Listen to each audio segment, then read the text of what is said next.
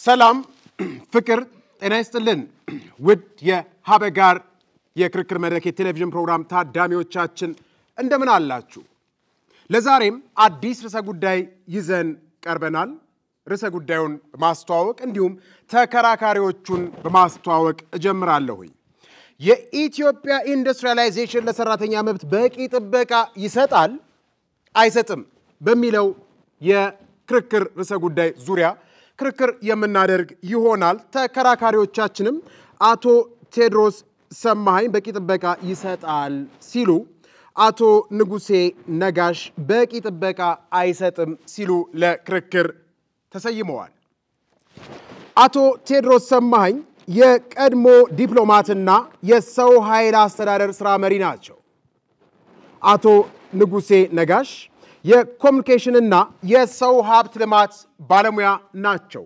በዋናነት ክርክሩን የሚመጥኑ ተወዳዳሪዎች ናቸው አብራችሁን እንድትቆዩ የምጋብዛችሁ እኔ ጠበቃ አበባው አበበ ነኝ ሀበጋር በደበበ ኃይለ ገብርኤል ህግ ቢሮ ተዘጋጅቶ በአርትስ ቴሌቪዥን ዘወትር ረቡዕ ከምሽቱ 3 ሰዓት ጀምሮ ወደ እናንተ ወደ ውድ ተመልካቾቻችን የሚደርስላችሁ በአይነቱ ለየት ያለ የክርክር መድረክ ፕሮግራማችን ነው የመጀመሪያውን ጥያቄ ለመጀመሪያው ተከራካሪያችን ለአቶ ቴድሮስ ሰማሃኝ በቂ ጥበቃ ይሰጣል ሲሉ ለክርክር ወደ ተሰየሙት ተከራካሪያችን አልፋለሁኝ የኢትዮጵያ ኢንዱስትሪያላይዜሽን ለሰራተኛ መብቶች በቂ ጥበቃ ይሰጣል ሲሉ ለክርክር ቀርበዋል ይህን አቋም የሚደግፍልዎት ምክንያትና ማስረጃ እንደው በዝርዝር ሊያነሱልን ቢችሉ ብዬ ጥያቄውን አነሳሁልዎት ኢንዱስትሪያላይዜሽን የኢትዮጵያ ሰራተኞችን መብቶች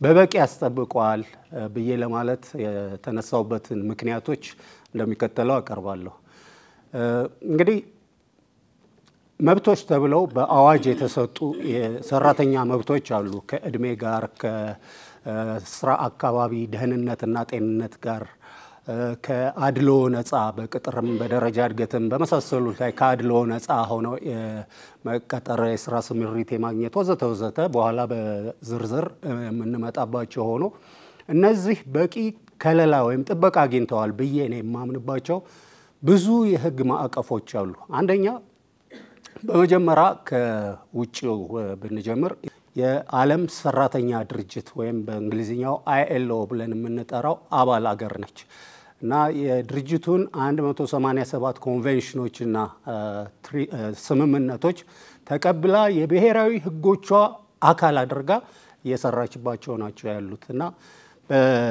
እነዚህ የILO ኮንቬንሽኖች ውስጥ 8 መሰረታዊ የሚባሉ የኮንቬንሽኑ አካላት አሉ እነዚህ 8ቱ የመሰረታዊ ኮንቬንሽኖች በነፃ የመደራጀት መብት የግዴታ ስራ ክልከላ የህፃናት ጉልበት ብዝበዛ የህብረት ስምምነት ድርድር የማድረግ ለኩል ስራ እኩል ክፍያ የማግኘት መብት የቅጥር አድሎን አለመፈጸም የግዳጅ ስራ ማስወገድ ዝቅተኛ የስራ ዕድሜን መወሰን ወዘተ የሚሉት ናቸው እነዚህን ኢትዮጵያ ተቀብላ የብሔራዊ ህጎቿ አካል አድርጋለች በህግ በኩል ክፍተት የለም ማለት ነው የኢትዮጵያ ህገ መንግስት በተለያዩ አንቀጾቹ የሰራተኛ መብቶችን የሚያስጠብቁ ድንጋጌዎችን ይዞ ነው ያለው ለምሳሌ ማንም ሰው የግዳጅ ስራ እንዲሰራ እንደማይገደድ የህገ መንግስቱ አንቀጽ 18 ህዝባር 3 ይደነግጋል የመሰብሰብ ሰላማዊ ሰልፍና ፊርማን የማሰባሰብ ወዘተ መብት በአንቀጽ 30 ላይ ተገልጿል የሴቶች መብት ሴቶች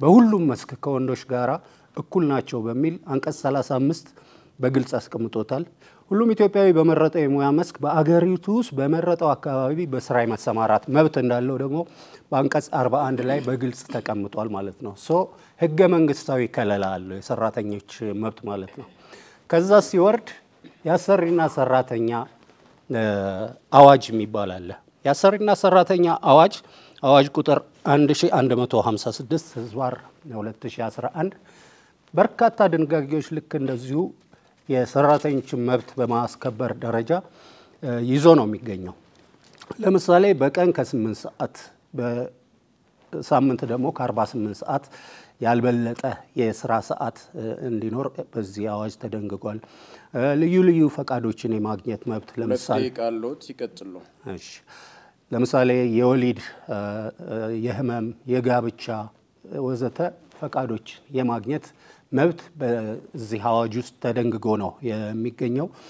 የሰራተኛ ማህበርን ማቋቋም ይሄ በነፃ የመደራጀት እና የህብረት ስምምነት ድርድር ማድረግ እንደዚሁ በዚሁ አዋጅ ውስጥ በግልጽ ተቀምጦ ነው ያለው። ሌሎችም በርካታ የሰራተኛ መብቶች የአዋጅ ከለላ በዚህ በአሰሪና ሰራተኛ አዋጅ ከለላ ተሰጥቷል። ነገር ግን እነዚህ ሁሉ የህግ ማዕቀፎች ኖረው ተቋማት በመላእክት አይደለም የሚመሩት፣ በስራ መሪዎች በሰዎች ነው የሚመሩትና ግድፈት አይፈጸምም ማለት አይቻልም። ግድፈቶች ሊፈጸሙ ይችላሉ። ሆን ብሎ ሳይሆን ሆን ብሎም ወይም ደግሞ በስተትም ሊፈጸሙ ይችላሉ። የዛን ጊዜ ስተት መፈጸሙ አይደለም ትልቁ ቁም ነገር፣ ስህተቶቹን የሚያርሙ ተቋማት አሉ ወይ፣ በህግ የተደራጁ ተቋማት አሉ ወይ ብለን ያለን እንደሆነ በትክክል አሉ። ለምሳሌ በሰራተኛና ማህበራዊ ጉዳይ ሚኒስቴር በቀድሞ አጠራሩ ነው፣ በአሁኑ የስራና ክህሎት ሚኒስቴር የሚባል ይመስለኛል። በዛ መስሪያ ቤት ውስጥ አማራጭ ግጭት መፍቻ ስልቶች የሚባሉ አሉ። የኢንዱስትሪ ሰላም ዴስኮች አሉ። በዛ ኢንዱስትሪ ሰላም ዴስኮች ውስጥ ስህተት ወይንም የመብት መጣስ ሲያጋጥምና ሰራተኛ አቤት ብሎ ወደ እነዛ ዴስኮች በሚሄድበት ጊዜ አሰሪውን ጠርተው የማስማማት ዳኝነት የመስጠት አይደለም የማስማማት ስራ የሚሰሩ ዴስኮች አሉ። ይሄ አንዱ የሰራተኛ መብት ማስጠበቂያ ከለላ ነው። ከዚህ ካለፈና መስማማት ካልቻሉ ሰራተኛ ሄዶ በህግ ሊቲጌሽን በህግ የመክሰስ መብት አለው። እነዚህ በሁለት ደረጃዎች ነው የሚካሄዱት። በመጀመሪያ ደረጃ ፍርድ ቤት ወይም ፈርስት ኢንስታንስ ኮርት በሚባለውና በከፍተኛ ፍርድ ቤት ደረጃ ነው። የመጀመሪያ ደረጃ ፍርድ ቤት የመጀመሪያውን ክስ የሚያይና ውሳኔ ወይም ብይን የሚሰጥ ነው። በዚህ ብይን ወይም ውሳኔ ያረካ አካል ወደ ከፍተኛ ፍርድ ቤት ሄዶ አቤት ማለት ይችላል። በኋላ ሐሳቤን ጨርሳለሁ። አመሰግናለሁ። ተመልካቾቻችን ተመልሰናል። አሁንም ለሁለተኛው ተከራካሪያችን ጥያቄ የማነሳ ይሆናል። በዋናነት እንግዲህ ኢንዱስትሪያላይዜሽን ለሰራተኛ መብቶች በቂ ጥበቃ አልሰጠም ሲሉ ነውና ለክርክር የቀረቡት። እንደው በቂ ጥበቃ ያልሰጠበትን ምክንያት ያነሱልናል። አንድ ሌላኛው ደግሞ ተከራካሪዎች እንዳነሱት አይኤልኦን ወይንም የዓለም የሥራ ድርጅትን በተመለከተ ኢትዮጵያ ፈርማለች። ህገ መንግስቱን በተመለከተ የአሰሪና ሰራተኛ ጉዳይ አዋጅን በተመለከተ አንስተዋል። እንዲሁም ደግሞ የሥራና ክህሎት ሚኒስቴር አማራጭ ግጭት መፍቻ ዘዴዎችንም በተመለከተ አንስተዋል። እነዚህ ሁሉ ነገሮች ለሰራተኞች በቂ ጥበቃ የሚሰጡ ሆነው አግኝቸዋለሁ ይላሉ እሳቸውና እንደው እርሶ እነዚህ ሁሉ የህግ ማዕቀፎች እያሉ ከዚህ አንፃር በቂ ጥበቃ አልተሰጠም ሲሉ ለክርክር የቀረቡበትስ አግባብ ምን ይመስላል የሚለውን ግልጽ ቢያደርጉልን። ይሄ የኢንዱስትሪያላይዜሽንን ኮንሰፕት በኢትዮጵያ ስንመለከት መንግስት ከሚሰጠው ወይ ደግሞ የኢንዱስትሪያላይዜሽን ፋይዳ ተብሎ ከሚታሰበው የጎላ ሚና አንፃር እዚሁ ላይ ብቻ ያተኮረ የሰራተኞች አሰሪና ሰራተኛ ወይ የሰራተኞች መብት ህግ ሊኖራት ይገባ ነበረ የሚል እምነት አለኝ። እሱም መሆን ባይችል በአዋጅ ደረጃ ሌሎች እዚህ ኢንዱስትሪያላይዜሽን ላይ ብቻ ያተኮሩ መመሪያዎች፣ አዋጆች፣ ደንቦች ሊኖራት ይገባ ነበረ። ይሄ አንድ ከህግ አንፃር የሚታይ ክፍተት ነው ብዬ አምናለሁ። ሌላው እነዚህ ህጎች እንግዲህ ወደ ታች ሲወርዱ ወደ መሬት ሲወርዱ የጎላ ክፍተት አለባቸው። ይሄም ያው በተለያየ ጊዜ በተደረጉ ጥናቶችም የተረጋገጠ ነገር ነው ማለት ነው። ስለዚህ እነሱን ነጥቦች እስኪ አንዳንድ ለዚህ መከራከሪያ መነሻ የሆኑኝን አነሳለሁ። የመጀመሪያው የዝቅተኛ የደሞዝ መጠን መወሰን ያለመቻል ነው፣ ወስኖ ማስቀመጥ ያለመቻል ነው። ይሄ በኢንዱስትሪ ፓርኮች እና ፋብሪካዎች አካባቢ የሚሰሩ ሰራተኞች በጣም ዝቅተኛ የሚባል ደሞዝ ተከፋይ ናቸው። ዝቅተኝነቱም በዓለም አቀፍ ደረጃ በተቀመጠ ስታንዳርድ ሳይሆን በኢትዮጵያ ደረጃ ባለው የድህነት መጠንም ከወለል በታች ነው ዝቅተኝነቱ። ስለዚህ ይሄ ሰራተኞቹ ሁሉ ጊዜ የሚለወጡበት ኑሯቸውን የሚያሻሽሉበት ሁኔታ ወይም ተስፋ እንዳይኖራቸው እና በተመሳሳይ ሁኔታ ውስጥ ብቻ እንዲመላለሱ እና ለዘላቂ ድህነትና ማህበራዊ የበታችነት እንዲጋለጡ ተደርጓል። ለዚህ አንድ ተጨማሪ ሐሳብ በአንድ ወቅት እንደውም የኮንፌዴሬሽኑ ፕሬዚዳንት ካሳሁን ፎሎ ያነሱት በኢኮኖሚው ሂደት መሻሻሎች እንዳሉ ብናስተውልም የሰራተኞች ደሞዝ ግን ባለበት ቆሟል። ይህም ደግሞ ያው ሰራተኞቹ ያለውን የኑሮ ውድነት ለማሸነፍ ሁሉ ጊዜ የመፍጨርጨር ህይወት ውስጥ እንዲገቡ አድርጓቸዋል ብለው አስቀምጠዋል። እና ሌላው ለሰራተኞች በፋብሪካዎች በኢንዱስትሪዎች አካባቢ የሚከፈል ክፍያ አንደኛ መሰረታዊ ክፍያ የሚባል አለ። ሁለተኛ ደግሞ የአፈጻጸም ላይ የተመረኮዘ ክፍያ አለ። የአፈጻጸም ላይ የተመረኮዘ ክፍያ ሰራተኞች እንዴት እንደሚሰላ እንዴት ሪከርድ እንደሚደረግ ማለት ኃላፊዎች ስለሆነ ያንን ሪከርድ አድርገው የሚይዙት በምን መልክ እንደሚይዙትና በምን መልክ አስልተው እንደሚከፍሏቸው ራሱ ግንዛቤ የላቸውም። ይሄ በጥናት የተረጋገጠ ነው ማለት ነው። እዚቹ ጋር አንድ እግረ መንገድ አብሬ ማንሳት ምፈልገው አንድ ጊዜ በተደረገ ጥናት አንድ በመጀመሪያ ዲግሪ የተመረቀ ሰራተኛ 3 አመት የሥራ ልምድ ያለው 3000 ብር ደሞዝ ይከፈለዋል እና ይሄ ደሞዝ ኑሮውን መኖር የሚያስችለው አይደለም። ስለዚህ ያን ጊዜ ለጥናት ለሚሰሩት ሰው ለዘላለም ታከለ የሚባሉ አንድ ጥናት አጥኒ ፐብሊሽ የተደረገ ጥናት ነው። እኛ የምናገኘው ገቢ ከምናወጣው ወጪ ጋር የተመጣጠነ አይደለም። ስለዚህ ገቢያችን ወጫችን ከገቢያችን ያመዘነ ነው የሚል ምላሽ ሰጥቷል በቃለ ምልልስ ጊዜ። እሺ እና ይሄ ያ የመጀመሪያውን የደሞዝ መጠን ሴት ባለማድረግ ሰራተኛው መብት ሊከበር እንዳልቻለ የሚያሳይ ነው። ሌላው የትርፍ ሰዓት የሥራ ሰዓት ነው። የሥራ ሰዓት እንግዲህ በህጎቻው ተደንግጎ ተቀምጧል። ነገር ግን የኑሮ ሁኔታን ለማሸነፍ ሰራተኞች በጣም የረዘመ የሥራ ሰዓትን ይሰራሉ፣ ቅዳሜና እሁድን ጨምሮ ማለት ነው። የደከመ የሥራ ሁኔታ ላይ የዋለ ሰውነትን ለተጨማሪ ድካም አጋልጠው ነው። ይሄ ማለት የቤተሰባቸውን ጊዜና የራሳቸውን ጤንነት ራሱ መስዋዕት አድርገው ነው ይሄንን የሚያደርጉት። አንዳንድ ጊዜ የትርፍ ሰዓት ስራ ላይ ማስገደድ አለ። ህግ አያስገድድም፣ ነገር ግን አሰሪዎች አስገድደው እንዲሰሩ የሚያረጉበትም ሁኔታ አለ ማለት ነው።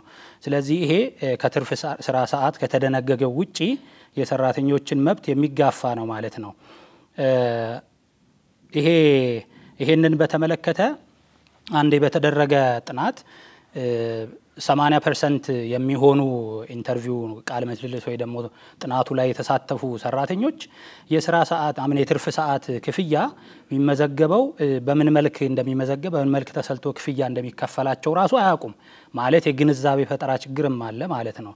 ስለዚህ ይሄ በዛ ምክንያት እነሱም ማስከበር የሚችሉት መብቶቻቸውን ማስከበር አልቻሉም እና በዚህ ምክንያት ያው የሰራተኞቹ መብት ይጣሳል ማለት ነው። ሌላው አግላይነት ያለ መኖር ነው። እንግዲህ በዚህ በዓለም አቀፍ የሰብአዊ መብቶች ድንጋጌ ውስጥ ከተቀመጡት አንዱ አግላይነት አለ መኖር ነው። ነገር ግን በፓርኮች ወይ ደግሞ በፋብሪካዎች አካባቢ የሚቀጠሩ ሰራተኞች አንደኛ ቅጥር በሚፈጸምበት ጊዜ አግላይነት ይስተዋላል። ይሄ ማለት ምንድነው? ወጥነት ባለው መንገድ አይደለም። ይሄ ኢንፎርማል ማለት ይሄ ኢመደበኛ በሆነ መንገድ ነው ቅጥሮች የሚፈጸሙት። ሁለተኛ እድገቶች ደግሞ በፋብሪካዎቹ ውስጥ በታቀደ መንገድ ጊዜ ጠብቀው አይደለም የሚደረጉት። በሆነ ጊዜ የሆኑ ሰራተኞችን ድጋፍ በሚያደርግ ወይ ደግሞ ወደዛ ባጋደለ መንገድ ነው። ይሄ እንግዲህ ያው በጥናት የተረጋገጡ ነገሮች ናቸው እነዚህ። እነዚህ አግላይነት እንዲኖርና የሰራተኞች መብት እንዲገፋ የሚያደርጉ ተግባራት ናቸው ማለት ነው። ሁለተኛ ጥያቄን አነሳለሁኝ ለአቶ ቴድሮስ ሰማሃኝ። ለሰላምና ለኑሮ ውድነት መፍትሄ እንሻለን በሚል ርዕስ ሰላማዊ ሰልፍ የማድረግ መብታቸው የተከለከለበትን አግባብ ስናይ አንድ አይኤልኦ ያስቀመጠውን መስፈርት እንደ ሀገር አልተገበርነውም። ሁለት እንደገና ህገ መንግስቱ የሰጠውንም እንደ ሰራተኛ መተግበር ካልቻልን ህግ መውጣቱ ብቻ መፍትሄ ሊያስብል ወይ በቂ ጥበቃ አለ ሊያስብል ይችላል ነው ያፈጻጸም ችግር ነው? ከዓለም የሥራ ድርጅት ኮንቬንሽኖች ጋር በተያያዘ ኢትዮጵያ ዝቅተኛ የክፍያ ወለል የላትም ወይ? አዎ የላትም። ትክክል ነው። ይህ ማለት ግን ሳይኖራት ይቀጥላል ማለት አይደለም። እኔ መረጃ አለኝ። አንደኛ የአሰሪና ሰራተኛ አዋጅ ላይ ዌጅ ቦርድ የሚባል ነገር እንደሚቋቋም በግልጽ ሰፍሯል።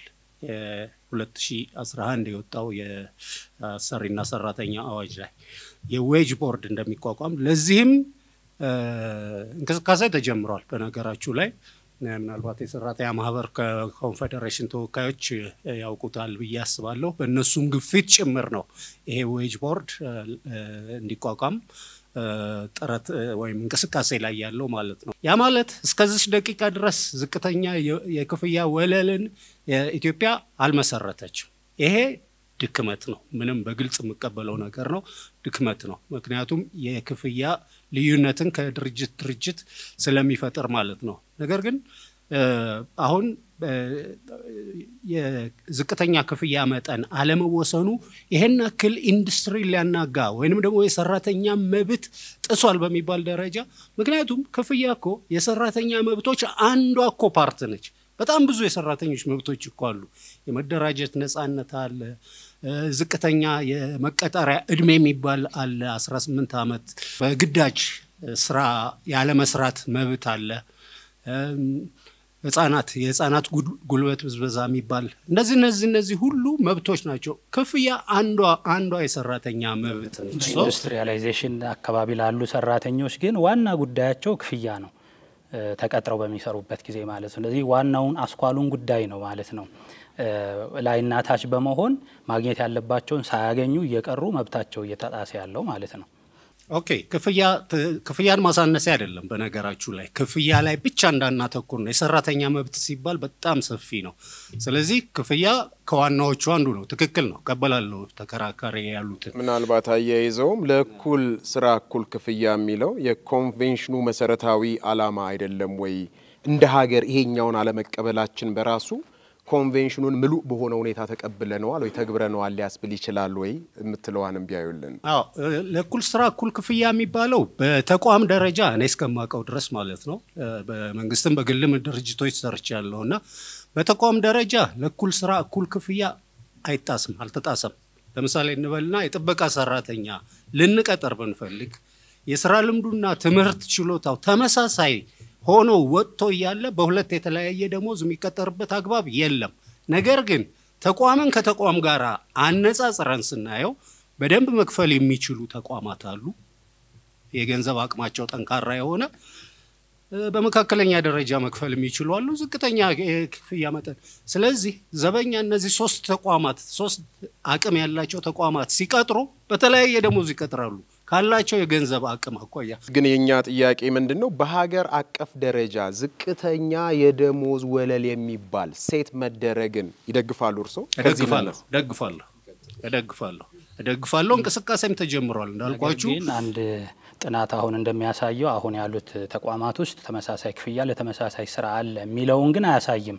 ንጋቱ የሚባል አጥኒ በተግባር መሬት ላይ ያለውን አጥንቶ ባገኘው ውጤት ለተመሳሳይ ስራ የተለያየ ክፍያ እንደሚፈጸም ፓርኮች አካባቢ በተለይ ፋብሪካዎች ጋር አረጋግጧል ይሄን በጥናት። ስለዚህ ተመሳሳይ ክፍያ አለ ማለት አንችልም። ከዚህ ተነስተ ኢትዮጵያ ውስጥ ዝቅተኛ ክፍያ በአዋጅ ደረጃ በዌጅ ቦርድ ደረጃ አልወጣም እንጂ ኢንዱስትሪያል ፓርኮች 13 ኢንዱስትሪያል ፓርኮች አሏት ኢትዮጵያ።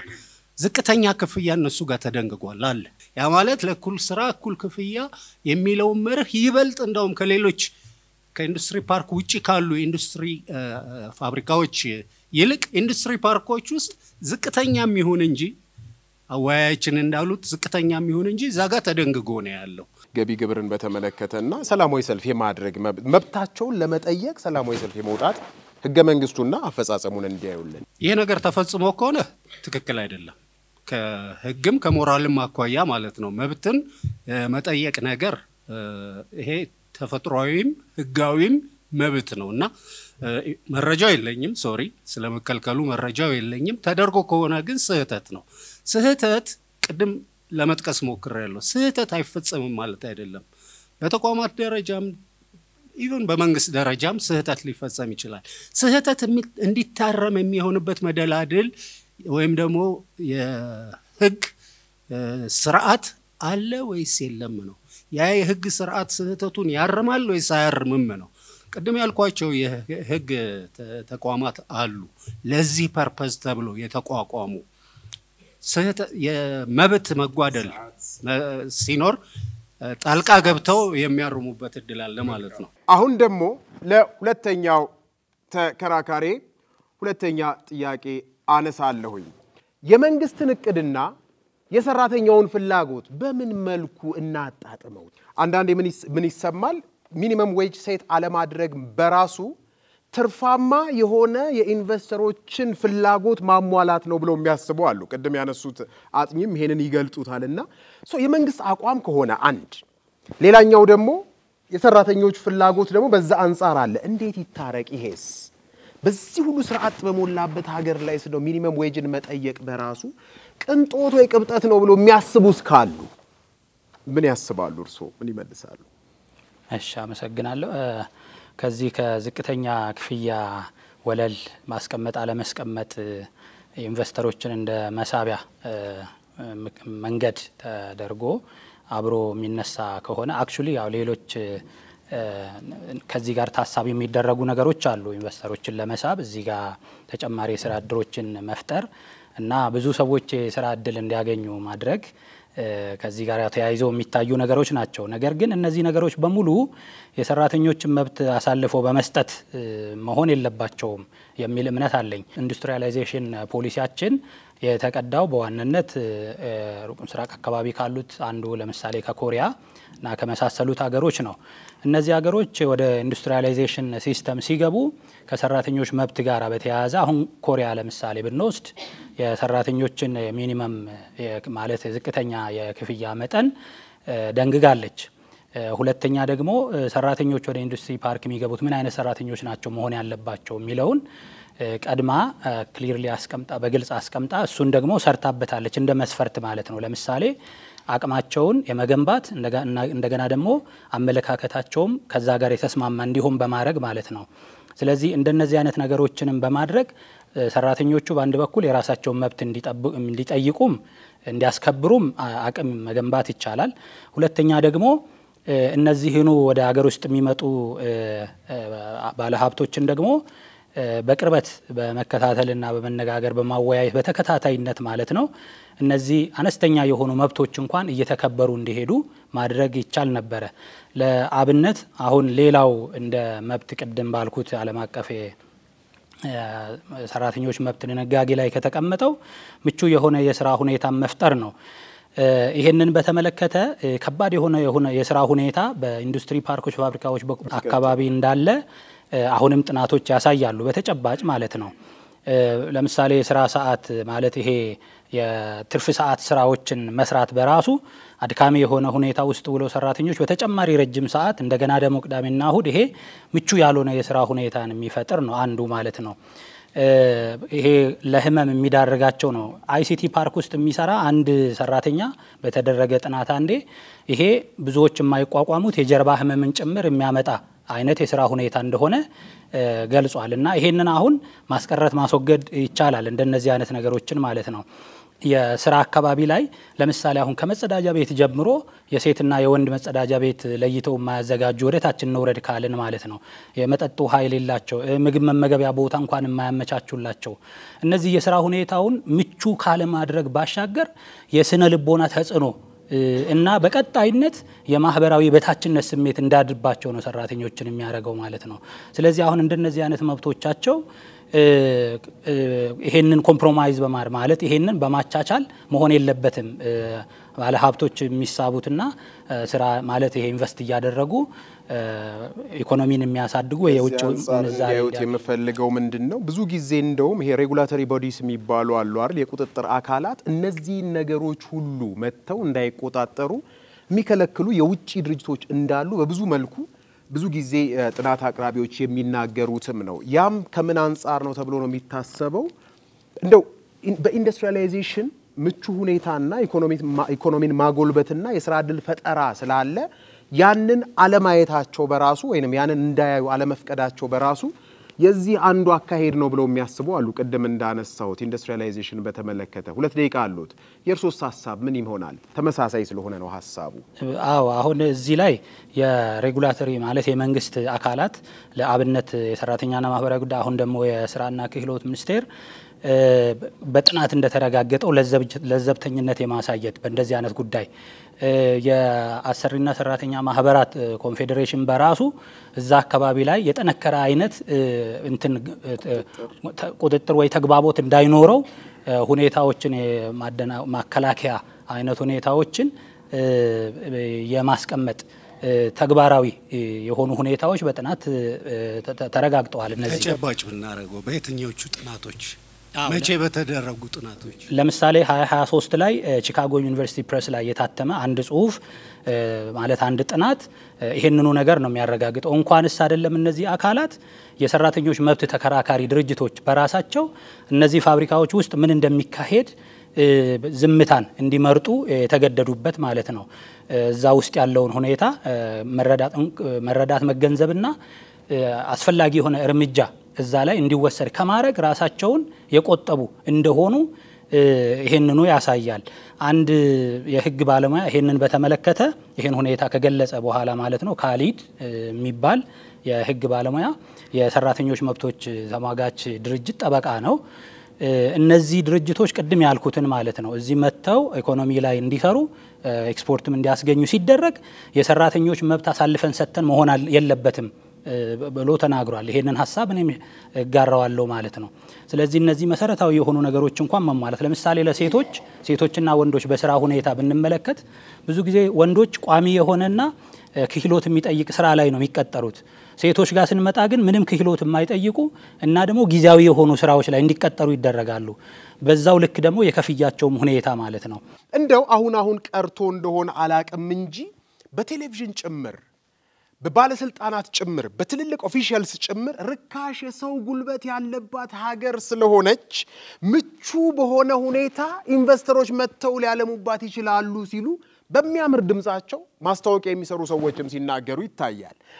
ይህ ጉዳይ በራሱ እንደው ተገቢና ትክክለኛ አካሄድ ነው ብለው ነው የሚያምኑት ነው አንዱ ሊታረም የሚገባው ተግባር ነው ብለውስ ነው የሚያምኑት ብዬ አስባለሁ። ተገቢ የሆነ አካሄድ ነው ወይ? ይሄ ቅድም ያነሱትስ እንደው ሚኒመም ዌጅ ሴት ሲደረግ እንደ ጊዜው እንደ ነባራዊ የኢኮኖሚ ሁኔታው ሞዲፋይድ ሊደረግ አይገባም ወይ? አሁን ተደርጓል እንኳን ብንል ነው አለ ለማለት ብቻ መኖሩ በቂ ነው ብለው ነው የሚያስቡት? 2 ደቂቃ አለውት። ወደዚህ ቀጥታ ወደ ጥያቄው ከመግባቴ በፊት ቅድም ተከራካሪ ወደ መጨረሻ የጠቀሱት ነገር ላይ አስተያየታለኝ ጣልቃ ላለመግባት ብዬ ነው።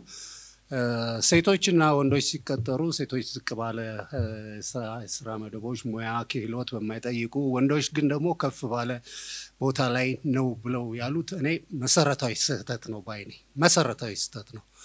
ለስራ መደቡ የሚያስፈልገውን ዝቅተኛ ተፈላጊ ችሎታ እስካሟላ ድረስ ማንም ሰው ማለት ነው ሪጋርድ በሴትም ሆነች ወንድም ሆነ ማለት ነው በጾታ ላይ የተመሰረተ አድሎ በህግም የለም በተግባርም በአብዛኛው የለም። ይልቅስ እንደውም በተገላቢጦሹ ነው ሴቶች የሚበረታቱበት መደላድል ነው ያለው። አፈርማቲቭ አክሽን ስራ ላይ መዋሉ በራሱ ለሴቶች በቂ ትኩረት እንደውም ወደ መገፋፋት እነሱን ወደ መድረክ የማምጣት ወደ ከፍተኛት ወደ ሴቶች የወሊድ ፈቃዳቸው በመብዛቱ ደግሞ ኔግሌክት የሚያደርጉ አሉ ደግሞ ብለው የሚያነሱም ስላሉ አፈርማቲቭ አክሽን አንዱ ጥሩ ነው። ግን በዛ ደረጃ ያንን ሁሉ ወር 4 ወር ያህል በማረፏ ኤክስክሉድ የሚያደርጉ አሉ ብለው ደግሞ የሚያነሱ አሉ። ግን በቀጥታ ወደ ጥያቄ ይሄዱ እንደው ረካሽ የሰው ጉልበት የሚለው ጽንሰ ሐሳብና ኢንዱስትሪያላይዜሽንን በተመለከተ የሰራተኞችን መብት ያጣበበ ነው ልክ አይነት ፕሮሞሽን ነው ስራን ከመፍጠር አንፃር ነው የሚሉት? በመሰረቱ ከሞራል አኳያ ከህግ አይደለም ከሞራል አኳያ የሰራተኛ ዋጋ ዝቅተኛ መሆንን መሰረት አድርጎ የገበያ ስራ መስራት ትክክል አይደለም ከሞራል አኳያ ማለት ነው። ነገር ግን ጨዋታው እዚህ ላይ አይደለም። ጨዋታው በኢኮኖሚክስ የአቅርቦትና ፍላጎት ህግ የሚለው ነገር ነው። ገበያ ላይ አቅርቦቱ ከፍላጎቱ በላይ ከሆነ ዋጋ ይረክሳል። ገበያ ላይ ፍላጎቱ ከአቅርቦቱ በላይ ከሆነ ዋጋ ከፍ ይላል። ይሄ በሰው ኃይል ገበያም ላይ ጭምር ተግባራዊ የሚሆን ነው። ቅድም ባነሳውት ኤግዛምፕል ለምሳሌ 800 ብር ሴት አርጎ አሁንም ድረስ በ800 ብር እነዛን ሰዎች መቅጠር በራሱ በ2000 ብር የዲግሪ ተመራቂ ነው የ3000 ብር የዲግሪ ተመራቂን መቅጠር በራሱ ኢንዱስትሪያላይዜሽኑ በቂ በሆነ አግባብ ስራ ፈጥሯል ልንል የምንችለው ነው ግዴታ አማራጭ ስለሌለው ነው እየሰራ ነው ልንል የምንችለው ከዚህ አንፃር ነው ምላሽ ቢሰጡ አንድ ደቂቃ ልስጥዎት ምንድነው አሁን እንዳልኩት ነው ይሄ መሰረታዊ ኢኮኖሚክስ ህግ ነው መሰረታዊ የአቅርቦትና ፍላጎት ኢኮኖሚክስ ህግ ነው በግላችን እኮ ሊሰማን ይችላል ሁላችንም ከሂዩማኒቲ ከሰብአዊነት አኳያ 800 ብር ስንከፍል ነገር ግን መሬት ላይ ያለው ሀቅ ይሄ ነው መሬት ላይ ያለው ሀቅ በ800 ብር የሰው ዕውቀትና ጉልበት መግዛት ትችላለህ ስቲል ተሰልፎ በ800 ብር ሊቀጠር የሚፈልግ በጣም ብዙ ሰው አለ በቂ ጥበቃ ነው ልንል እንችላለን ታዲያ ይሄ ክፍያም ብቻ ነጥለን ካየነው ፍትፍቱ ስለሆነ መቼም ሰራተኛ የሚሰራው ለክፍያ ነው ለሌላ ለምንም አይሰራም ሹር ከሰብአዊ መብቶች አንዱ ክፍያ ነው ክፍያ ሚኒመም ዌጅ የለም ብለን ያለውም ዝቅተኛ ክፍያ የሚያኖር አይደለም ብለን ካሰብን ትክክል ነው ከሞራል አኳያ ማለት ነው ነገር ግን ከኢኮኖሚክስ አኳያ ያየነው እንደሆነ ምንም ማድረግ አይቻልም ገበያ ነው የሚመራው የዚህችን ሀገር ያሰሪና ሰራተኛ ቀጠር ጉዳይ አሁን ለሁለተኛው ተከራካሪያችን የሶስተኛ ጥያቄ የማነሳ ይሆናል ኢንዱስትሪያላይዜሽን ለሰራተኛ መብቶች በቂ ጥበቃ ያልሰጠበት ምክንያት ምን ይሆን የህግ ማዕቀፍ ችግር ነው የህግ አፈጻጸም ችግር ነው የተቋማት ችግር ነው የመንግስት ቁርጠኝነት ነው የመንግስት ዓላማና ግብ ስለሆነ ነው ኢንዱስትሪያላይዜሽንን በዛ ደረጃ በኢንዱስትሪያላይዜሽን ኢኮኖሚውን ማጎልበት ምንድነው ብለው ያስባሉ መፍትሄም እንደው ሸንቆጥ ያደርጉን እንግዲህ ከሚከታተለው ይሄን ከሚቆጣጣረው አካል ከመንግስት አንግል እንደ ምክንያት የሚነሳውን ነገር ስንመለከት በነጻነት የውጪ ባለ ሀብቶችን እዚህ ጋር ለመሳብና እዚህ ኢንቨስት በማድረግ ኢኮኖሚው ላይ እንደዚሁም ደግሞ ውጪ ምንዛሬ ግኝቱ ላይ ራሳቸውን አስተዋጽኦ እንዲያበረክቱ ሰፊ መደላድል ለመፍጠር ነው ነገር ግን ይሄ መሰረታዊ የሆኑ የሰራተኞችን መብት ጭምር በመጣስ መሆን የለበትም የሚል እምነት አለኝ ቅድም ሲነሳ የነበረው አሁን ለምሳሌ ይሄንን ኢንዱስትሪያላይዜሽን ሊያንቀሳቅሱ ውጤት ላይ ሊያደርሱ የሚችሉት ሞተሮች የሰው ኃይል ነው ሞተሩ ማለት ነው ነገር ግን ይሄንን የሰውን ኃይል ወደ ጎን የተወ ወይ ደግሞ ወደ ኋላ ያስቀረ ተጠቃሚ ያላደረገ ኢንዱስትሪያላይዜሽን የት ሊደርስ ይችላል ለምን ሞተሮቹ እነሱ ናቸው የሰው ኃይል ነው እዛ ጋር ያለው ማለት ነው ዞሮ ስለዚህ መሰረታዊ መብቶቻቸው በዛ ልክ ተከብረው መሆን መቻል አለበት የመደራጀት መብት ከዚህ ጋር ተያይዞ ብናነሳ አሁን ፋብሪካዎች አካባቢ ለምሳሌ በተለይ ኢንዱስትሪ ፓርኮች ውስጥ ማለት ነው ይሄ በጣም የማይፈቀድ በተለይ ቀደም ባለው ጊዜ ማለት ነው እና ይሄን መደራጀት በራሱ የኢንዱስትሪ ሰላምን እንደማናጋት የሚወሰድበት እና እንደዚህ የሚደራጁ ወይ ደግሞ እነሱን የሚመሩ ከስራ ኃላፊነት የሚወርዱ የሚዘዋወሩ ወይ የሚባረሩም ሊሆን ይችላል ይሄንን መብት ለመጠየቅ የሚመሩ አካላት ማለት ነው ነገር ግን በሌላ ጎን ደግሞ አሁን ከዛ ከኢንዱስትሪ ፓርክ ወጣ ብለን ስናይ ደግሞ አሁን ከዛ ውጪ ያሉ ለምሳሌ እንደ ኮምቦልቻ እንደ ቴክስታይል ፋብሪካ በተወሰነ ደረጃ ይሄን የመደራጀት መብት ይፈቅዳሉ ስለዚህ ይሄ ቢያንስ መሰረታዊ መብቶቻቸውን ሰራተኞች ተደራጅተው እንዲያስከብሩ የሚያደርግ ሁኔታን ስለሚፈጥር ይሄ አንዱ መብታቸውን የሚገፋ ነው በማይፈቀድበት ጊዜ ማለት ነው 300,000 አንድ ጥናት እንደሚያሳየው 300,000 ሰራተኛ ባለበት በሰራተኛ ማህበራት የተወከሉት 20,000 አካባቢ ይሄ ማለት ከመቶ 7% የሚሆኑት ናቸው ተወክለው የነበሩት ማለት ነው በቀደም ሲል በተሰራ ጥናት ማለት ነው ስለዚህ እዚህ ላይ ይሄ የባለ ሀብቶችን እድል ለማስፋትና መሰረት መደላድሎችን ጥሩ መደላድል ከመስጠት አንፃር ተብሎ የሰራተኛው መብት ሙሉ በሙሉ ወይ ደግሞ በአመዛኙ በሚባል ደረጃ መሰረታዊ መብቶችም ጭምር መጣስ የለባቸውም የሚል እምነት አለኝ እዚህ ጋር አሁን ደግሞ ከናንተ ከውድ ታዳሚያን የሚነሱ አራት ጥያቄዎችን ምላሽ የሚሰጡበት ጊዜ ነው የሚሆነው አሁን ጥያቄውን እንድታነሱ እድል ሰጣለሁ የጥቅም ጥበቃ ሲባል ደሞዝ ነው ደሞዝ ምግብ ይገዛለታል የቤት ኪራይ ይከፍልለታል ወዘተርፈ የሚያገኘው ገንዘብ ዳቦ ለመግዛት አያስችለውም አሁን ባለንበት ሁኔታ በትክክልም በአስማት የሚኖር ህዝብ ነው ያለው ይመስለኛል አይደለም ፕሮዳክሽን ላይ ያሉት አይታሰብም በጣም ዝቅተኛ ክፍያቸው ሌሎች ሰርቪስ ላይ አንዳንድ ፋይናንስ ተቋማት ላይ ያሉትን ሰራተኞች እንኳን ስንመለከት ከሌሎች የማምረቻ ሰራተኞች የትና የጥፍ ክፍያ እየተከፈላቸው ኑሮም መቋቋም አልቻሉም ስለዚህ ለእሳቸው የማቀርበው ከዚህ አንፃር ምን መብት ተጠበቀ ይሄንን ግልጽ ያድርጉልኝ አው የህግ ሌጋል ዶክመንቶቹ ወይም የህግ ማቀፎች አሉ በዛ ደረጃ ጥሩ ነው ልንል እንችላለን ግን አሁንም የሚጎላል ለምሳሌ ዝቅተኛ የደሞዝ ወለል ባልተሻሻለበት ሁኔታ ተሟልቷል ማለት ይቻላል የሰራተኛው ዋናው ጥያቄ ደሞዝ ስለሆነ የሚል ነው የደሞዝ ስኬላቸው ይለያያል አንድ ዩኒቨርሲቲ ተመርቆ ወጥቶ የደሞዝ ስኬል የሚለየው ለምንድን ነው እሱ አንድ ጥያቄ ነው ሁለተኛው የህፃናቶች መብቶች ለምሳሌ ካለ 18 ዓመት ሳይሞላቸው ስራ ጉልበት ብዝበዛ እየተደረጉ ያለበት ደረጃም አለ እሱ በምን ይታያል ሶስተኛ ሰራተኛው ወደ ስርቆት እየገባ ነው ይሄስ በምን ይታያል ለማለት ነው አመሰግናለሁ እነዚህ ህጎች ዋና የሚባሉት የአይሎ ህገ መንግስታችን ላይ የአዋጁ 1156/2011 ለሰራተኞች የትርፍ ሰዓትን በተመለከተ የደሞዝን በተመለከተ ሚኒመም ዌጅን ባይሆንም ሌሎች ደግሞ የትርፍ ሰዓትና የሥራ ሰዓትን በተመለከተ በግልጽ አስቀምጦታል እነዚህ ነገሮች ባሉበት የአፈጻጸም ችግር ነው ብሎ ቢያነሱ አይሻልም ወይ የአፈጻጸም ችግር ነው እንጂ በቂ ጥበቃ አልተደረገም ብለን ኮንክሉድ የምናረግ ከሆነ እነዚህ ህጎች የሉም ወደመል ስለሚወስደን የአፈጻጸም ችግሮች ደግሞ የድርጅቶቹ ነው የሚሆኑትና እንደ ሀገር ግን በቂ ጥበቃ አልተደረገላቸውም ብለን መደምደም እንችላለን ወይ የሚለው ነው አመሰግናለሁ አብዛኛውን ጊዜ ሰራተኛ የሥራ ቅጥር እንኳን ውል በሚሞላበት ጊዜ ጆብ ዲስክሪፕሽን ወይም የሥራ መዘርዝር ጠይቆ የሚወስድ የተወሰነ ሰው ነው እና ብዙ ጊዜ ስራ ላይ ችግር ሲገጥመው ነው ህጉ ምን ይላል ወደሚለው የሚሄደውና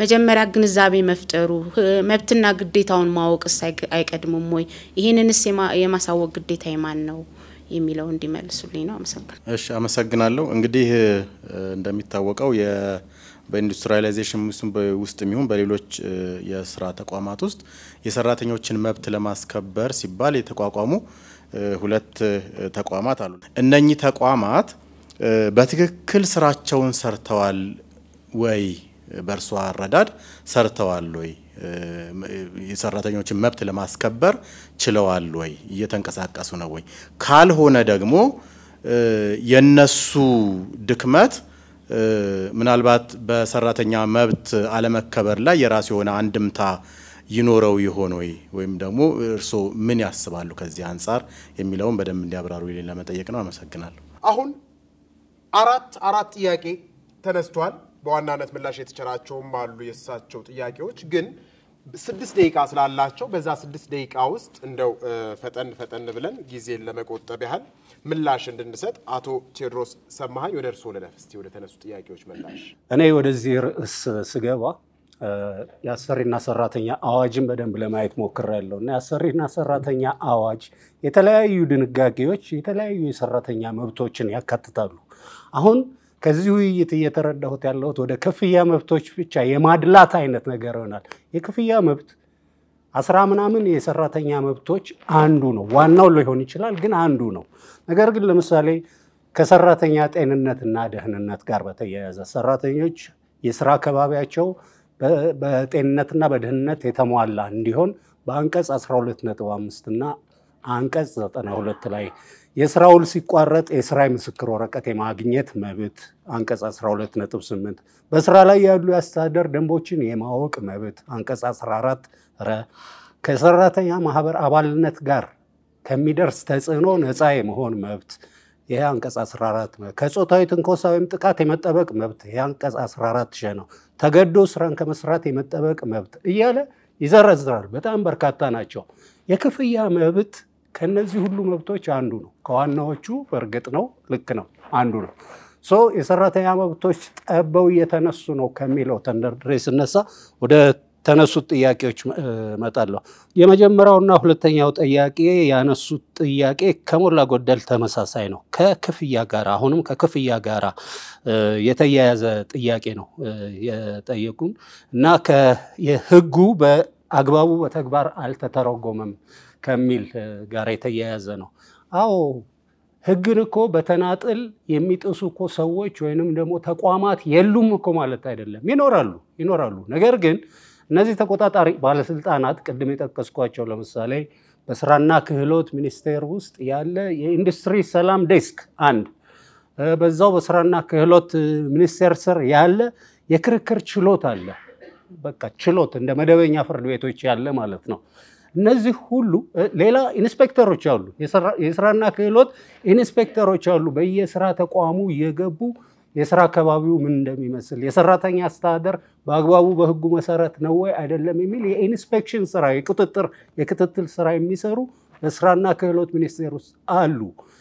የአሰሪና ሰራተኛ ኮንፌዴሬሽኖች በሰራተኛ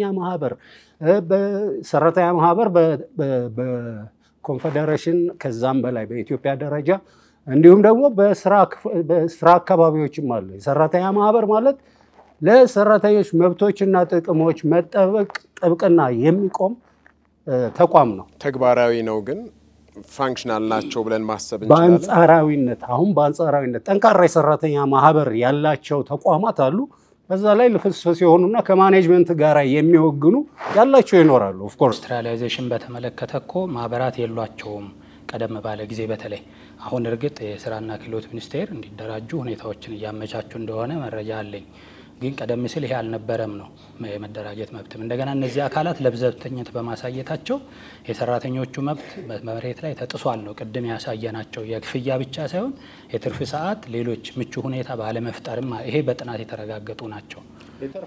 ምናልባት እንደው ጊዜዎትን ለመቆጠብ ያህል ቢይዙት ሰነዱ አለ ነው ሰነዱ ላይ ክርክር የለም። ባይ ዘ ዌይ ሌሎቹም ሲያነሱት እንዳየሁት አተገባበሩ ላይና ሰነዱን የማወቅ ወይንም የማሳወቅ ኃላፊነትን አሁን የትኛውም ሰራተኛ ችግር ሲገጥመው ስራ መባረር ሲኖር ደሞዝ መቀነስ ሲኖር ምናምን ነው መብት እንዳለው የሚያውቀው እንጂ ቀድሞ እንዲያቀውስ የስራ መዘርዝር የመጠየቅ መብትስ የሚሉትን ነገሮችም እንደው ኮምፓይል አድርገን ብናይ ይሄን የማሳወቅ ኃላፊነት እያንዳንዱ መስሪያ ቤት ያለው የሰው ኃይል አስተዳደር ኃላፊ ነው።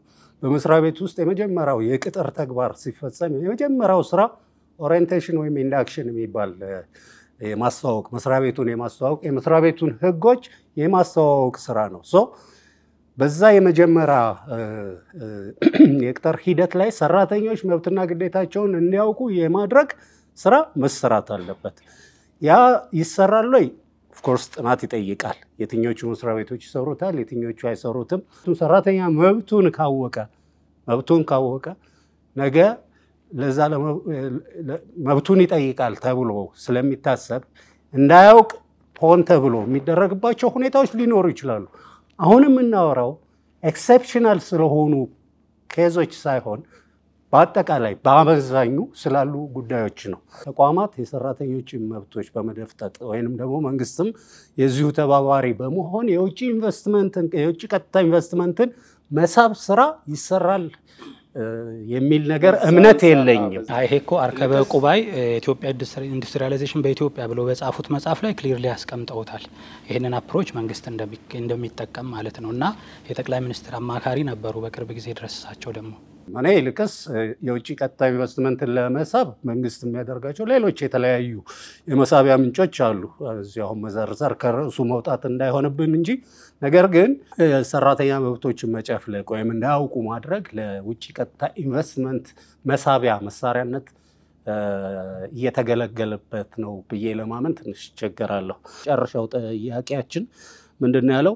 ተመሳሳይ ዲግሪ ይዘው በተለያየ ቦታ የተለያየ ክፍያ የሚከፈላቸው ሰዎች አሉ።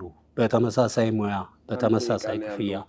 እሺ ለምንድን ነው የሚል ይሄ ቀላል ነው፣ በጣም ቀላል ነው ማለት ከመክፈል አቅም ጋር ይያያዛል፣ ከድርጅቶች የመክፈል አቅም ጋር ይያያዛል።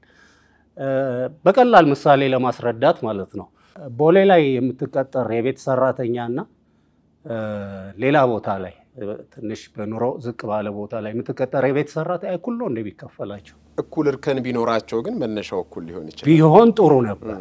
ያ ባልሆነበት ሁኔታ ግን አሁን የተለያየ ክፍያ አካውንታንት ጁኒየር አካውንታንት ሆኖ ወጥቶ ሲያበቃ የሚድሮክ ኩባንያዎች ገብቶ የሚቀጠርበት ደሞዝና ሌሎች ፋብሪካዎች የመንግስት ሰራተኛም ሆኖ ማለት ነው ፎር ዳት ማተር የሚቀጠርበት ክፍያ ይለያያል። ያ እንደ ከፋዩ መስሪያ ቤት የኢኮኖሚና የፋይናንስ አቋም በአንድ መስሪያ ቤት ተመሳሳይ ስራ በአንድ መስሪያ ቤት የተለያየ ደሞዝ ነው።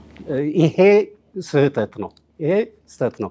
በአንድ መስሪያ ቤት ውስጥ ሁለት የተለያየ ክፍያ ካለ ይሄ ስህተት ነው። በቀጥታ ወደ እርስዎ ልለፍ እስቲ አቶ ንጉሴ ነጋሽ።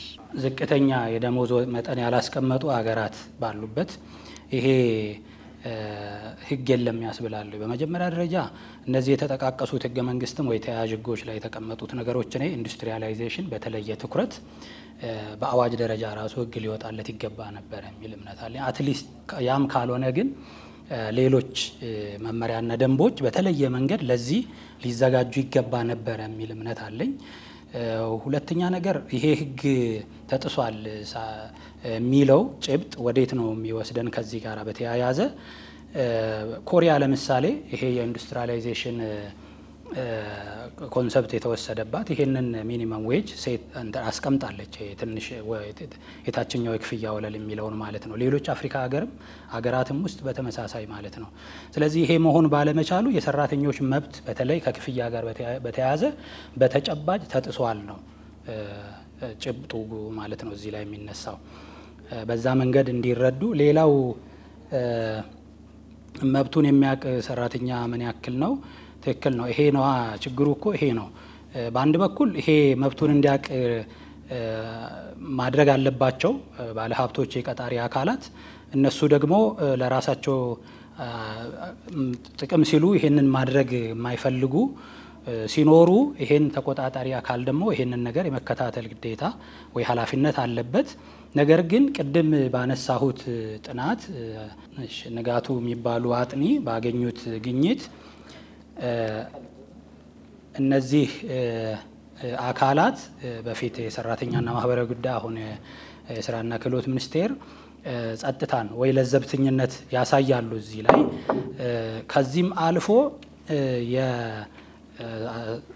የሰራተኛ ማህበራት ኮንፌዴሬሽንም ጭምር እዛ ጋር የሚጠበቅበትን የጎላ ሚና እንዳይጫወት የሚጫወትበት ሁኔታ አይመቻችለትም ብሎ ያው በጥናቱ መደምደሚያ ላይ ደርሶበታል አስቀምጧል ማለት ነው። እና ከዚህም አልፎ የሰራተኛ መብቶች ላይ የሚሰሩ ህግ ተቋማት ራሱ ወደ ተቋማቱ ውስጥ ገብተው ምን እንደሚካሄድ እየተረዱና አስፈላጊው እርምጃ እንዲወሰድ የማስተካከያ እርምጃ እንዲወሰድ እያደረጉ አይደለም ተብሎ ያው በጥናት ተረጋግጧል ይሄ ማለት ነው። ስለዚህ መብታቸውን እንዲያውቁ የሚያደርጉበት ሁኔታ የለም። በዛ ምክንያት መብታቸው ይጣሳል የሰራተኞች ማለት ነው። ለምሳሌ አሁን ለስራ ግብአት ለሚያስፈልጉ ግብአቶችን ማሟላት ግዴታ አለባቸው ተቋማት። ነገር ግን ይሄንን አያሟሉም። ካሟሉም ደግሞ ወጥነት ባለው መንገድ አያቀርቡም። ስለዚህ በዚህ ምክንያት ሰራተኞች ጉዳት ይደርስባቸው ይችላል። ጉዳት ሲደርስባቸው ደግሞ አስፈላጊ የሆነ የማካካሻ ሁኔታ የላቸውም። አንዳንዶች እንደውም ጥናት እንደሚያሳየው በወር አንድ ሰው ለዘላቂ የአካል ጉዳት የመጋለጥ እድል አለው በዚህ ሁኔታ ውስጥ ማለት ነው። ዘላቂ የአካል ጉዳት ማለት ለምሳሌ አይኑን ቢያጣ አንድ ሰው እጁ ቢቆረጥ የመሳሰሉት ማለት ነው። ስለዚህ ይሄ በተገቢው መንገድ ግንዛቤ መፈጠር ባለመቻሉ ነው። ሌላው በዚሁ ለመጥቀስ የምፈልገው ለምሳሌ ከቅጥርና ከማሰናበት ጋር በተያያዘ ህጋዊ የሆነ አካሄድ እንደሌለ እንደዚሁ የተረጋገጠ ነገር ነው። ይሄን በጥናት ማለት ለምሳሌ ሰራተኞችን በቃል ብቻ የመቅጠር እና 15 ቀን ከቆየ በኋላ ይሄ የቃል ቅጥር ወደ ጽሁፍ ቅጥር መቀየር መቻል አለበት። ካልተቀየረ በተዘዋዋሪ የቃል ቅጥሩ የጽሁፍ ቅጥር ተደርጎ ይወሰዳል። ነገር ግን የቃል ቅጥር ነው ያለህ ወይ ያለሽ በማለት መጨረሻ ላይ ተገቢ ባልሆነ መንገድ የማሰናበት ሁኔታ አለ። አስፈላጊውን ጥቅማ ጥቅምም ሳያደርጉ ማለት ነው። ስለዚህ ይሄ የሰራተኞችን መብት የሚጋፋ ነው ማለት ነው። አንድ የአበባ ምርት ላይ የሚሰሩ ተቋማት ድርጅት ላይ በተሰራ ጥናት አበባውን በማምረት ሂደት የሚጠቀሙት ኬሚካል የሴቶች ጡት ውስጥ ገብቶ እንደሚከማች እና እሱ ደግሞ ህፃናትን በሚያጠቡበት ጊዜ ህፃናትን እናቶችንም ጭምር የሚጎዳ እንደሆነ በጥናት ተገኝቷል። ይሄ ነገር ግን ይሄንን ግንዛቤ ለሰራተኞቹ ቀድሞ ፋብሪካዎቹ አልፈጠሩላቸውም። እንግዲህ ቅድም እንደተባለው ወይ በማወቅ ወይ ባለማወቅ ነው ብሎ ማለፍ አይቻልም ይሄንን ለነገሩ። ስለዚህ በእንደነዚህ አይነት ሁኔታ ያው መብታቸው ይገፈፋል ማለት ነው ወይ ይጣሳል። ሰራተኛ ማህበራት ቅድም መጨረሻ ላይ የተነሳው እኔም መጀመሪያ ላይ ብየዋለሁ ተገቢው መንገድ ሚናቸውን እየተጫወቱ አይደለም እነሱ ማለት ነው። እዚህ ላይ ግን አሁን በኢንዱስትሪ ፓርኮች አካባቢ የመደራጀት በተለይ ከመደራጀት ጋር ተያይዞ የሰራተኛና ማህበራዊ የስራና ክህሎት ሚኒስቴር ይሄንን ሁኔታ እያመቻቸ ወደ መደራጀት እየገቡ እንደሆነ መረጃ አለኝ ማለት ነው። አመሰግናለሁ። ሶስት ደቂቃ አላቸው። በ3 ደቂቃ ውስጥ ሀሳባችሁን ሸብ አድርጋችሁ ማጠቃለያ ስጡን። ያው የኔ አቋም የኢትዮጵያ ኢንዱስትሪያላይዜሽን የሰራተኞችን መብት አስጠብቋል ከሚል ነው። ለዚህ ሁለት ዋና ዋና ምክንያቶች አለኝ። አንደኛ በቂ የሆነ የውጭም የሀገር ውስጥም የህግ ማዕቀፍ አለ። መብቱን ለማስጠበቅ ከለላ ለመስጠት የተቋቋመ አይኤልኦ አባል መሆናችን እንደተጠበቀ ሆኖ የአይኤልኦ ኮንቬንሽኖችን መቀበላችንና የህጋችን አካል አድርገን መውሰዳችን እንደተጠበቀ ሆኖ በሀገር ውስጥ ህገ መንግስቱ ውስጥ ተካተው ያሉ የተለያዩ ድንጋጌዎችም የሰራተኛ መብቶችን በተለያየ መንገድ የህፃናት መብቶች፣ የሴቶች መብቶች ወዘተ በሚል በሚያስጠብቅ ሁኔታ ተካቷል። ህገ መንግስት ደግሞ የሁሉም ህጎቻችን የበላይ ነው።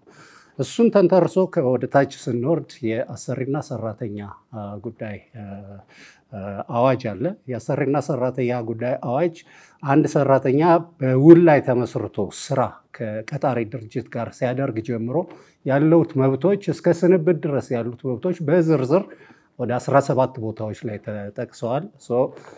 በህግ ደረጃ እንዲህ ነው። ነገር ግን ህጉ እንደተጠበቀ ሆኖ ብዙዎች እንዳነሱት ተከራካሪም እንዳነሱት አፈጻጸም ላይ ስተት አለ በተወሰነ ደረጃ አለ። ጥናት ይሰራበት አይሰራበት እርግጠኛ አይደለሁም አለ። ነገር ግን በአፈጻጸምም ቢሆን ጥሰት ሲደረግ ያንን የሚቆጣጠሩ ያንን የሚከታተሉ በህግ የተቋቋሙ ተቋማት አሉ። በመስሪያ ቤት ውስጥ ያየን እንደሆነ በብዙ መስሪያ ቤቶች ውስጥ የሰራተኛ ማህበራት የሚባሉ አሉ። የሰራተኛ ማህበራት በዋናነት አዋጁን ተከትለው የሀገር ውስጥ ህጎችን ተከትለው የሰራተኛ መብቶች እና ጥቅሞች አለመጣሳቸውን መከታተል ነው። ሰራተኛ በክስም ይሁን በሌላ መንገድ ወደ ፍርድ አካላት በሚሄድ ጊዜ እሱን ወክለው የመከራከርም ጭምር ዓላማና አቅም ያላቸው ናቸው። ከሰራተኛ ማህበራት ስንወጣና ወደ ውጪ በምንወጣ ጊዜ የስራና ክህሎት ሚኒስቴር እናገኛለን። ስራና ክህሎት ሚኒስቴር ሁለት አደረጃጀቶች አሉ። አንዱ የማስማማት ሚና ያለው የኢንዱስትሪ ሰላም ዴስክ አለ። ያ ሰራተኞች ከሰው መብት ተጣሰ ብለው ከሰው ወደዛ በሚሄዱበት ጊዜ አሰሪዎችን የሚመለከታቸው የአሰሪ ኃላፊዎችን በመጋበዝ የማስማማት ስራ የሚሰራ ነው። ኢምፖዝ የማድረግ ወይም የመጫን ስልጣን የለውም። ነገር ግን እዛው ስራና ክህሎት ሚኒስቴር ውስጥ የፍርድ ቤት መሰል አቅምና ስልጣን ያለው እንደ የመጀመሪያ ደረጃ ፍርድ ቤት ያክል ስልጣን ያለው አካል አለ። ኦኬ ያ የዳኝነት ስራ ይሰራል። የዳኝነት ስራ ይሰራል። ቅር ያለው ሰው ካለ ወጥቶ ወደ መደበኛ ፍርድ ቤት ከፍተኛ ፍርድ ቤት ሄዶ አቤቱታውን የማቅረብ መብት አለው። በእነዚህ ሁሉ የህግ ማዕቀፎች ውስጥ የሰራተኛ መብቶች በአመዛኙ ተጠብቀዋል የሚል እምነት ነው ያለኝ። አመሰግናለሁ። ወደ እርስዎ ልለፍ በቀጥታ። እሺ፣ ከህግ አንጻር መንግስት ይሄ የኢንዱስትሪያላይዜሽንን ጉዳይ በተመለከተ ያለውን ህግ በተለየ ትኩረት ማየት እና መስራት አለበት እዛ ላይ ብዬ አስባለሁ። ከዛ ባሻገር እነዚህ እዚህ ላይ የሚሰሩ አካላት ተቆጣጣሪ አካላት አሁን በተለይ የሰራተኛና ክህሎት ሚኒስቴር በተለየ ትኩረት የሚጠበቅበትን ኃላፊነት ህጉን መነሻ በማድረግ መወጣት መቻል አለበት የሚል እምነት አለኝ። እንደዚሁም ደግሞ የህግ ስርዓት ለምሳሌ የሰራተኞች መብት በሚጣስበት ጊዜ ሰራተኞች መብታቸውን ለመጠየቅ በሚንቀሳቀሱበት ጊዜ ያለው የህግ ስርዓት በትክክልም ተግባራዊ መሆን መቻል አለበት። ያንን በሚያስጠብቅ ደረጃ መጠናከር መቻል አለበት። ሌላው ይሄ ለሚመለከታቸው ለሰራተኛ ማህበራት ኮንፌዴሬሽን ለምሳሌ የሰራተኛ መብቶች ተሟጋች ኢንዱስትሪ ፓርኮች አካባቢ በተለየ በደንብ በቅርበት ሁኔታዎችን እንዲያዩ እንዲከታተሉ ያሉ ክፍተቶች ላይ አስፈላጊውን የእርምት እርምጃ እንዲወሰድ ግብዓት እንዲሰጡ ሁኔታዎችን ማመቻቸት መቻል አለበት መንግስት። እነሱም የራሳቸውን የጎላ ሚና መጫወት አለባቸው ብዬ አምናለሁ። ይሄ ሲሆን ቅድም ያነሳናቸው መሰረታዊ ችግሮች ላይ ለምሳሌ የዝቅተኛ የደሞዝ መነሻ መጠንን የመጣል ወይ ደግሞ የመወሰን በጋራ በሚመለከታቸው አካላት ጋር ማለት ነው በተደነገገው የሥራ ሰዓት መሰረት ሰራተኞች ስራዎቻቸውን እንዲሰሩ የማድረግ ሁኔታ እንዲኖር በሰራተኛ መካከል ደግሞ አድሏዊነት እንዳይኖር በተጨባጭ ማለት ነው እንዲሰራበት እና ምቹ የሥራ ሁኔታ ለሰራተኞች እንዲፈጠር ቢያንስ መሰረታዊ የሆኑ ማሟላት ያለባቸውን መብቶች ቀጣሪዎች ወይ ባለሀብቶች እንዲያሟሉ በቅርበት የመከታተል ገፋ ካለ አስገዳጅ ሁኔታም ከድርድርና ከንግግር ባሻገር ማለት ነው። ከዛ ባሻገር ግን የሰራተኞች መብት በተጠናከረ መንገድ እንዲከበር መደራጀት መብት እንደዚሁ እንዲከበርላቸው ቅድም እንዳነሳሁት አሁን እየተጀመረ ያለው በተለይ ኢንዱስትሪ ፓርኮች አካባቢ ማለት ነው እና ሰራተኞች በህጉ መሰረት የመቀጠር የመስራት የመልቀቅ መብት እንዲኖራቸው የሰራተኞች መብት ባለሀብቶችን በመሳብ ሳቢያ ተላልፎ መሰጠት የለበትም የሚል እምነት አለኝ። አመሰግናለሁ። ውድ ታዳሚያን ሁለት ሐሳቦች አሉ። የትኛው ሐሳብ ነው ገዢ ሐሳብ የሆነው ለናንተ?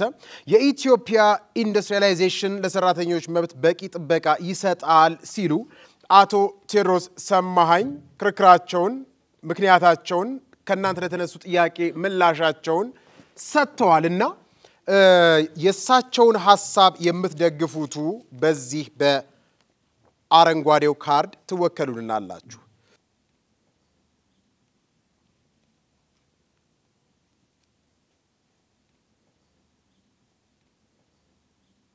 የኢትዮጵያ ኢንዱስትሪያላይዜሽን ለሰራተኛ መብቶች ወይንም ለሰራተኛ መብት በቂ ጥበቃ አልሰጠም ሲሉ ክርክራቸውን ላነሱት ለአቶ ንጉሴ ነጋሽ በሰማያዊ ካርድ ከፍ አድርጋችሁ ትወክሉናላችሁ።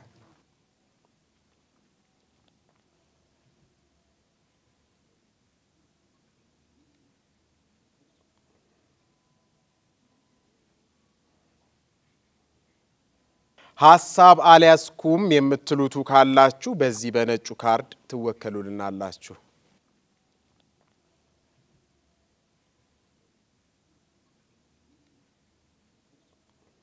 ውጤት ደርሶናል። የኢትዮጵያ ኢንዱስትሪያላይዜሽን ለሰራተኞች መብት በቂ ጥበቃ ሰጥቷል አልሰጠም የሚለውን የክርክር ሐሳብ በተመለከተ ተከራካሪዎቻችን ክርክር አድርገው በቂ ጥበቃ ይሰጣል የሚለውን ቅድመ ክርክር ላይ 7 ሰዎች መርጠው ነበር። ከክርክር በፊት በቂ ጥበቃ አይሰጥም ሲሉ ከክርክር በፊት 29 ሰዎች ምርጫቸውን ወይንም ቃላቸውን ሰጥተው ነበር።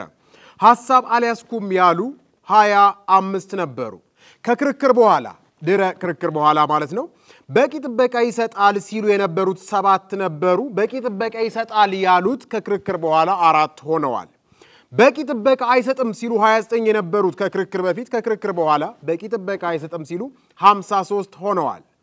ሐሳብ አልያዝኩም ያሉት 25 የነበሩት ከክርክር በፊት ከክርክር በኋላ 4 ብቻ ሆነዋል። በሐሳብ በእውቀት በግንዛቤ ሐሳብ ሊቀየር እንደሚችል የሚታመነውም በዚሁ ነው። ስለዚህ ሀበጋር ዋነኛ ዓላማውም በሐሳብ ማሸነፍ ነው።